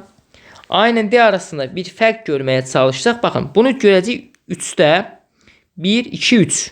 Mən görürəm ki, 3 anında qiymətim gəlib burada olub neçə? Baxın, bura müvafiqdir. 1, 2, 3, 4, 5'dir. Bəs burada neçədir? 1, 2, 3, 3 anında qiymətim gəlib, baxın, tam burada kəsir forması düşüb, elə deyil. 1, 2, 3, 4, 4,5'e düşüb. Tam bu nöqtəyə düşməyib. Gəlib baxıram 3 anındakı qiymətimə. Deməli, 1, 2, 3, 3 anı buradır. Yenə H-ın 2 qiyməti var. Biri budur, 1,5. Biri də budur, 2. 3 anında N'in qiyməti isə, baxın, bura müvafiq gələcək, elə deyil. 1, 2, 3'dür, 3'dür. 3 dəfə 2, 6, 3 dəfə 3'ü də 1,5'e vuranda 4,5. 4,5 və 6 alınmalıdır. Gəlib baxıram variantlara. Deməli, burada baxın, qiymətlərimin biri 5 alınıb, biri də 6 alınıb, belə deyil, 3 vəziyyətində. Amma məndə biri 4,5 idi. Deməli, A variantəsində yanlış imiş. Burada həqiqətən baxın, 4,5'e uyğun gəlir, bu da 6'ya uyğun gəlir. Tam doğrudur. D ilə Y variantları arasındakı bir fərqə baxsaq, baxın, burada bir fərq görəcəyik. Bu ortadadır, burada isə tam xəttin üstündədir. 1, 2, 3, 4. 4 anında burada qiymətimin biri 1,5'dir. Biri isə 6 olacaq. 1, 2, 3, 4, 5, 6'dır, bəli. 1,5'dir, biri də 6'dır. Burada isə 4 vəziyyətində qiymətimin biri 2'dir, biri də 5'dir. 1, 2, 3, 4, 5 və 6, daha doğrusu 6'dır. Amma burada böyük ikisi qiymətim nədir? 2'dir. 4 anında. Burada isə 4 anında kiçik qiymətim 1,5'dir. Gəlin 4 anındakı kiçik qiymətimizə baxaq. Sayıram. Deməli, 4 anına gəlib baxsaq, 1, 2, 3, 4. Buradır. 4 anında H-ın qiyməti 0,5'dir, bir qiyməti. Bir qiyməti də 4 anında 1,5'dir. H-ın digər qiyməti oldu 1,5. Bəs 4 anında N'in qiyməti nədir? Buna baxıram. İndi diqqətlə baxaq. 1, 2, 3, 4'dür. Deməli, N'in qiyməti də 4'dür. 4'ü 1,5'e vuranda 6, 4'ü 0,5'e vuranda 2. Biri 2 alınır, biri 6 alınır, elə deyil. Məndə 2 və 6 alınan hansıdır? Baxın, burada 1,15 alınıb. Y yanlışdır. 2 və 6 alınan 4 vəziyyətində hansı idi məndə? D variantı idi. Cavabımız olur. Ona görə D variantı biraz vaxt aparan sualdır. Diqqətli olmazsa onun həllini də diqqətlə baxın. 21 nömrəli sualımız yenə açılışa uyğun variant tapmalıyıq. Burada qarşı üzlərə baxa bilərik. Qarşı üzlər aralarında bir üz qalan, bir-birinə toxunmayan 2 dənə fiqurdur. Üçbucaqla romb bir-birinə toxunmur. Aralarında bir üz qalıb qarşı üzdülər. Qarşı üzlər və ya paralel üz də deyilə bilər bunlara. Kubun yığılış forması da eyni anda görsənə bilməzlər. Onsuz da üçbucaq və rombu eyni anda görmürəm. Sonra növbəti ikinci üst qarşı üzüm dairə ilə x-dir. Aralarında bir tərəf var, bir-birinə toxunmurlar. Dairə ilə x eyni anda görsənə bilməz. A yanlışdır. Dairənin x eynanda görsənə bilməz. B yanlışdır. 2 variantım getdi. 3 cüt qarşı üzüm olur. Növbəti cüt qarşı üzüm də 1 ilə 2-dir. 1 ilə 2 eynanda görsənə bilməz. D-də görsənə bilər. Yanlışdır. Y-də görsənə bilər. Yanlışdır. Bu variantları silən kimi doğru cavab kimi məhz C variantı qalmış olur. Məsələn, bu kubumuz da sadə idi. Bütün suallar istənilən halda çox da çətin olmur. Keçirik 24, 23 və 24 nömrəli sual. Ümumi neçə sualımız var? 30 dənə sualımız var. Bu səfər biraz çoxdur. Vaxtımız çox gedəcək, amma heç nə olmaz. Blok sualda 22, 23, 24'ü bu mətn əsasını cavablayacağıq. Deməli, bizdə burada alıcılar verilib. Alıcıların adları bunlardır. Onlar ərzaq, geyim, təsərrüfat malları, oyuncaq və zərgərlik məlumatları mağazalarında olublar. Qiymətləri bu şəkildə olan mallar əldə ediblər. Deməli, mən cədvəl quracağam. Hər şəxsə bir dənə mal, hər şəxsə bir dənə qiymət uyğun gələcək. Şəxsləri yazıram buradan A, B, C və D. Eyni zamanda Y. Buradan yazıram malların adını, buradan yazıram qiymətini. Başqa nəsə var idi uşaqlar? Hər biri fərqli mağazadan əldə etmişdir. Onlardan bəzisi ödənişi kredit kartı ilə, bəzisi nağd olaraq etmişdir. Onun da üstündən qeyd edərik. Elə 3 dənə dəyişənli belə bir cədvəl quraq ki, işimiz də çox da çətin olmasın. Altından elə buradan qeyd edərik. Nağd və ya krediti buradan qeyd edərik. Belə bir cədvəl qurduq. Verilən məlumatları oxuyub, burada yenə cədvəldə qeyd edəcəyik. Bunu da biraz aşağı çəkəcəm. Aha, cədvəlimizi qurduq. İndi oxuyuram yazılan məlumatları. Deyir ki, D-nin kredit kartı yoxdur. Deməli, D kredit kartı yoxdursa, D nağd alıb. Bunu bildim. Y-nin kredit kartı ilə ödədiyi məbləği göstərən ədəd. Deməli, Y kredit kartı ilə ödəyib. Bura kredit kartı yazıram. Y-nin kredit kartı ilə ödədiyi məbləği göstərən ədəd cütdür. Deməli, cütdürsə 9 deyil, 11 deyil. 10, 12 və 32-dən biridir. Və o ödənilən məbləğlər arasında ən böyüyü deyil. Deməli, 32 də deyil. D-yə ya uyğun gələcək 10, ya da uyğun gələcək 12. İkisindən biri. Bilmirəm hansıdır. Saxlayıram. Sonra 10 manat xərcləyən B zərgərlik məlumatları və geyim mağazalarında mal almayıb. Deməli, 10 manat əslində kim xərcləyib? B xərcləyib. Bura qiymət hissəsində 10 yazıram. Artıq 10 manatı B xərclədiyi üçün burada olmayacaq. Deməli, D-yə nə qaldı? 12 qaldı. Bu harda olmayıb uşaqlar? Bunu silirəm artıq. Məlum məsələ qurmuşam. Mən bilirəm ki, B olmayıb harda? B olmayıb zərgərlikdə və geyim mağazasında. Bunlarda olmayıb. Qeyd etdim. Bu 3 cümləm gedib. 4-cü cümlə. Ərzaq mağazasında, təsərrüfat malları mağazasında xərclənəndən az. Qeyd edirəm burada. Ərzaqda təsərrüfatdan az. Ən az pul xərclənməyən geyim mağazasından çoxdur. Geyimdən çoxdur. Bunu bildim. İndi geyim mağazasında ən az deyilsə, geyim 9 deyil. Geyim fərqlidir nədən? 9 manatdan. Ən az orada xərclənməyib. Bunu qeyd etdik artıq. İndi hələ ki bu qalıb, keçirəm növbəti cümləyə. 5-də yazıb ki, kredit kartları ilə ödənilən məbləğlərin cəmi nağd ödənilən məbləğlərin cəmindən 32 manat çoxdur. Kredit kartı ilə ödənilən məbləğlərin cəmi nağdla ödənilənlərdən 32 manat çoxdur. Mən gəlib burada baxacağam ki, necə eləyə bilərəm ki, kredit kartı ilə nağd arasında 32 manat fərq yaransın. Mən artıq 12-nin nağd olduğunu bilirəm. Bunu bildim. Deməli, 12 manat arada nə yaranmalıdır? Fərq yaranmalıdır. Onsuz da 12-nin nağd olduğunu artıq mən 100% bilirəm, elə deyil. 12-nin nağd olduğunu bilirəm deyə mən burada nə edəcəm? Gəlib baxacam ki, digərləri necə qruplaşdırım ki, arada 12 fərq yaranmış olsun. Və burada yazıb ki, kredit kartı ilə ödənilən məbləğlərin cəmi nağd ödənilən məbləğlərin cəmindən 32 manat çoxdur. 32 manat çox olmalıdır. Bu halda gəlib baxacağam ki, kredit kartı çox olmalıdır. Böyük ehtimal 32 nəyə uyğun gələcək? Kredit kartına. Ki burada onsuz da 32 fərq yaranmalıdır. Kredit kartı çox olmalıdır. 12 nədir? Nağdı. Bunlar arasında mən bir uyğunluq qurmalıyam ki, bunlar sıfıra yetsin. Məndə kredit kartı ilə 12 artıq məbləğ yaranmış olsun. Mən bu halda nə edəcəm? 12 ilə 9-u birləşdirəcəm. Bu da nağd olacaq ki, 12 ilə 9-un cəmi 21-i versin. 10 ilə 11 də kredit kartı olacaq ki, bunlar da 21 olsun. 21'lər gedəndə kredit kartı üçün əlavə 32 qalmış olur. Yəni 10, 11, 21, 32 də burada 54, 53 alınır. 9-dan da 12 məndən neçəni verəcək? 21'i verəcək. Həqiqətən bunlar arasındakı fərq nə qədərdir? 32'dir. Deməli, mən artıq bildim ki, 9 və 12 nağdı. Digərləri kreditdir. 10 kreditdir deyə bura yazıram krediti. Bu getdi. Kreditlərdən biri nədir? 11'dir, biri də 32'dir. Yəni bura ya 11 yazmalıyam, ya da ki 32 yazmalıyam. 2 dənə əsas ipucumuz qalıb. Bir buradakı uyğunluğu qurmaq, bir də ki baxın bu B-nin zərgərlik və geyim məhsulları almaması məsələsi bizə müəyyən qədər ipucu vermiş olacaq. Deməli, necə bir uyğunluq qura bilərik? 9 G-nin 9 olmadığını bilirəm. Davamında burada ehtimalla gəlib qurmuş olsam, hardan yazaq? Elə buradan yazaq. Baxın, geyim kiçikdir ərzaqdan, o da kiçikdir təsərrüfat mallarından. Geyim 9 deyil. Geyim 10 olsa, ərzaq 11 olar, təsərrüfat 12 olar. Əlimdə nə qaldı? Zərgərlik və bir dənə qaldı, oyuncaq qaldı. Hərəsində 1 qalmış olur. Başqa bir ehtimalla 10 yazaram, 11 yazaram, 32 yazaram və ya 11 yazaram. Başqa nəsə yaza bilərik mi? Yazarıq 10, 12 və 32 yaza bilərik.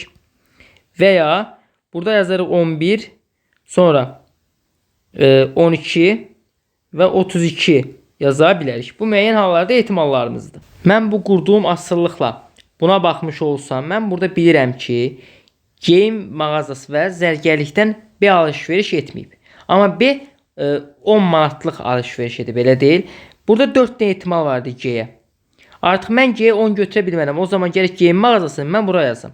Amma B-də G olmayacaq da geyim mağazası. O zaman mənim bir dənə ehtimalım qalır ki, mən buraya yazım 11, buraya yazım 12, burada yazım neçə? 32. Başqa hansı ədədlərimiz var uşaqlar? Digər ədədlərimizi yazacaq. Yazdıq 11, 12, 32, 9 ilə 10 qaldı, elə deyil. 9 və 10 qalmış oldu. Bunları bildik. 9 və 10 da nəyə uyğun gələcək? Biri zərgərliyə, biri də oyuncağa. Amma hansıda da bilmirəm. Bu ehtimaldır artıq. Yəni bunu 100% deyə bilmərəm. İndi deməli, zərgərlik də məndə onsuz da burada olmayacağı üçün zərgərlik yazsaydım əgər onu zərgərliyə götürsəydim, burada gərək zərgərlik olsun. Axı B-də zərgərlik ola bilməzdi. Bura nə qalır bir dənə? Oyuncaq qalır.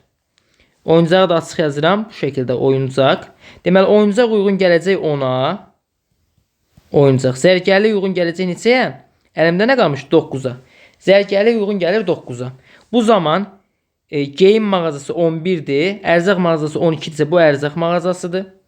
Təsərrüfat mağazası neçədir? 32'dir. Kreditlə aldığım ədədlər hansılar idi? Onu da qeyd edək. 9 ilə 12 nəqdi. 9 və 12. Bunlar nəqdi. Qalanları da kreditdir. Bunu da bir kənardan yazıram ki, burada qalsın.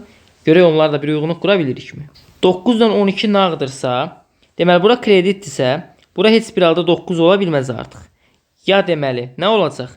Məndə qalanlar hansı idi? 9 ilə 12 çıxsam, 10, 11 və 32 qalırdı, elə deyil. 10, 11 və 32-dən 10 istifadə etmişəm. Buraya 11 uyğun gələcək, ya 32 uyğun gəlmiş olacaq, amma bunun 100% hansı olduğunu bilmirəm. Böyük ehtimal bunu artıq qura bilməyəcəyik. Lazım olsa bir daha dönüb baxarıq. Keçək suallara baxaq. Görək suallardan əldə edə bilirikmi? 22'də yazıq ki, C təsərrüfat malları mağazasından mal almayıbsa, C təsərrüfatdan mal almayıbsa, deməli C hardan mal almış ola bilər? Əlimdə oyuncaq, ərzaq, təsərrüfat getdisə, zərgərlik və hansı qalmış olur bizdə? Zərgərlik və bizdə qalmış olur. Təsərrüfat mallarından mal almayıb. Bir zərgərlik qalmış olur, bir də geyim mağazası qalmış olur. İkisindən birini yazacağıq. O zaman bunu ala biləcək bəs qiymətlər hansılardır? Təsərrüfat mallarında 32'dir. Əgər bu 32'dən, yəni təsərrüfat mallarından həmin mağazadan mal almayıbsa 32 manat xərclənməyib.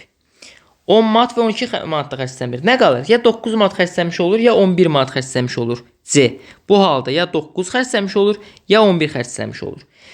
Yazıb ki, C Y-dən çox pul xərcləyib. Y-yə nə qədər qalmış olur uşaqlar? Y 9 deyil. Bu ya 9'dur ya da ki neçədir? 11'dir. Məndə bu ola bilərmi? C-dən çox pul xərcləmiş ola bilərmi deyə baxmış olsaq. Əgər mən buranı 10 götürsəm belə, bura 9 götürə bilməyəcəyim üçün C-dən burada nə olacaq? Çox xərcləyə bilməyəcək. Buraya 9 götürərəm. 9 götürsəm onsuz da Y-dən çox xərcləmir. Ən az məbləğim onsuz da 9'dur. Maksimum 10 götürsəm də bura 9 götürə bilmərəm deyə məcburən Y düşən ədəd C düşən ədəddən çox olacaq. Deməli A variantı burada nədir? Aşağıdakilərdən hansı səhvdir? A variantı səhvdir. C-dən çox pul xərcləməyib. C-dən az pul xərcləyib istənilən halda. Əgər təsərrüfat malları mağazasında olmayıbsa. Deməli, bu ehtimal əsasən qurduğumuz hissəni silirik, yenidən davam edirik. 22-də oldu A variantı. Təmiz qura bilmədikdə uşaqlar çox üstə qalmayın. Keçin sualı cevablamağa çalışın. Digərlər böyük ehtimala qalacaq 100% sübut edə bilməyəcəyik. 23-də yazıb ki, aşağıdakilərdən hansı mütləq doğrudur? Ən az pul oyuncaq mağazasında xərclənib. Gəlib baxıram ki, xeyr, bu mütləq doğru deyil. Oyuncaq mağazasında 10 manat xərclənib. Ən az pulum isə 9 manatdır. Bu yanlışdır. Təsərrüfat malları mağazasında kredit kartı ilə ödəniş edilib.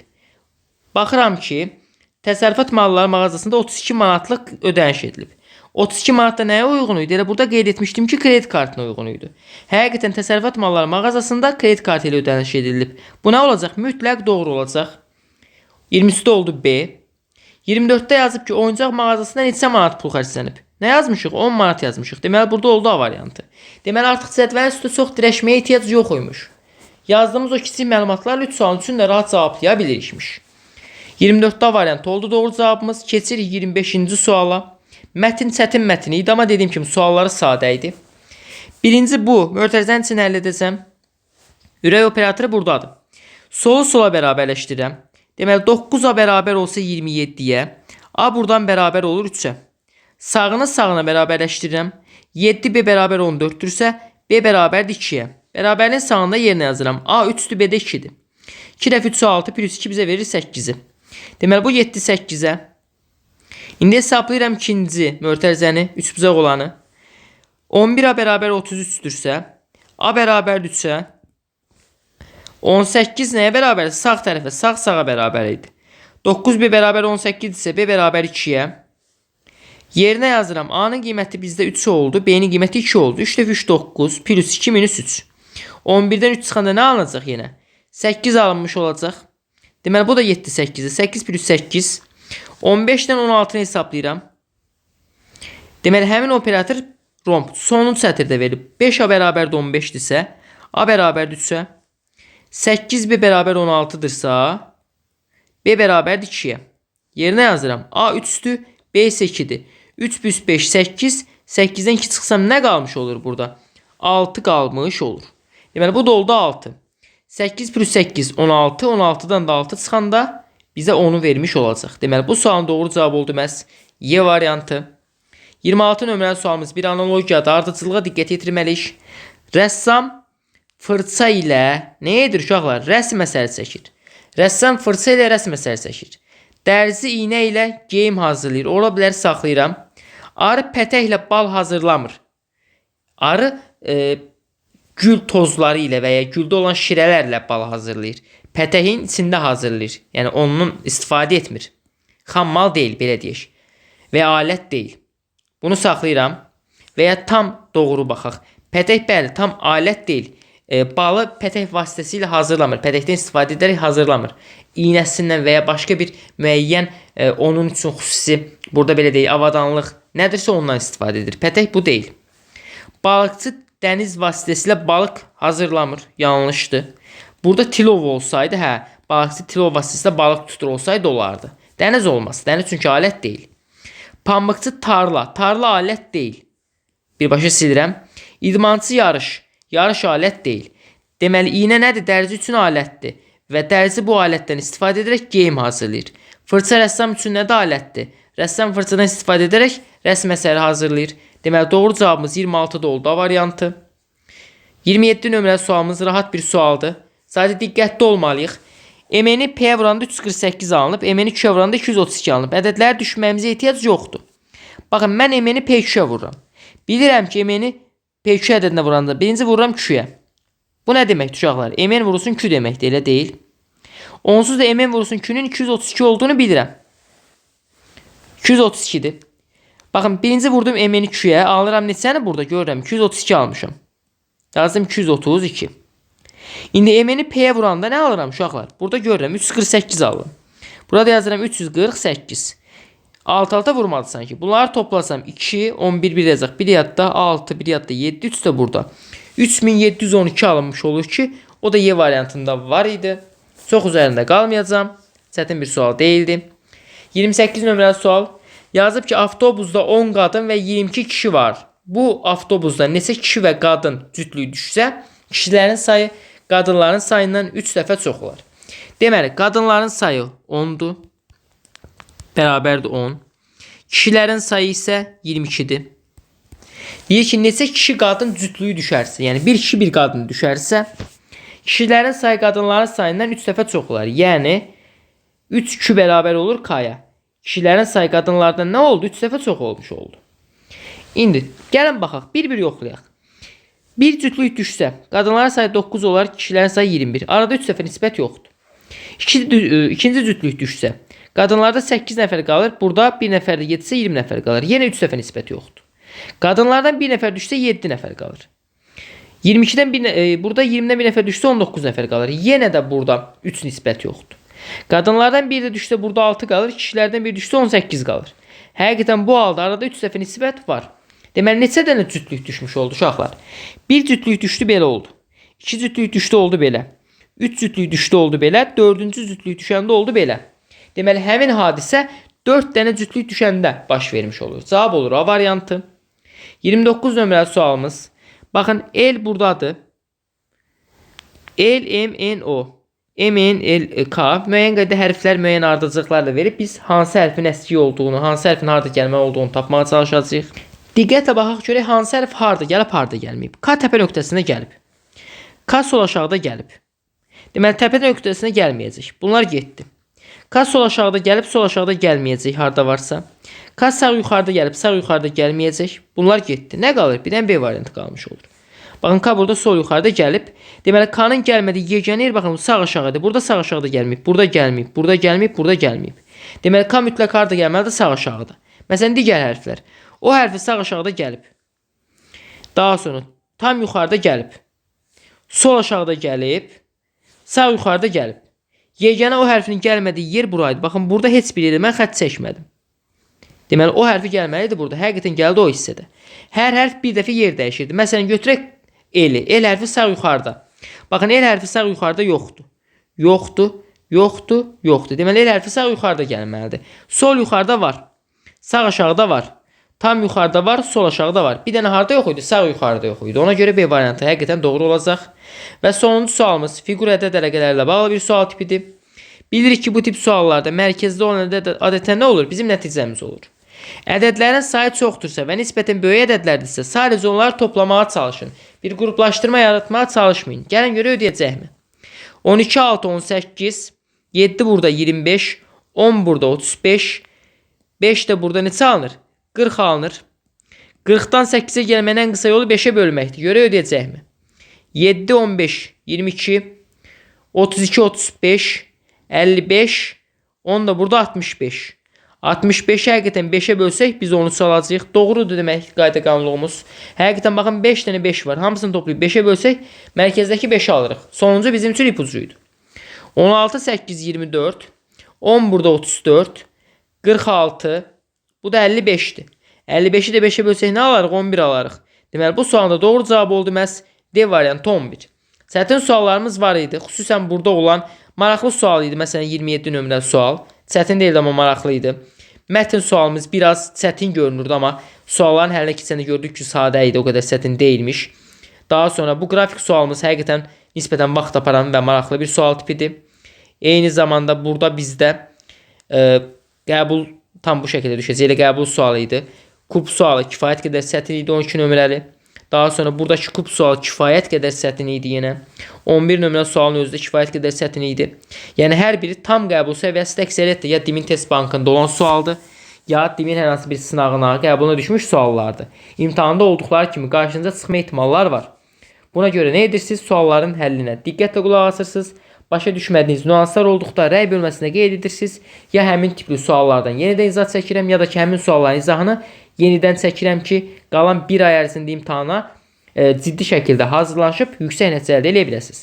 Növbəti izah videolarında görüşənə qədər hələlik.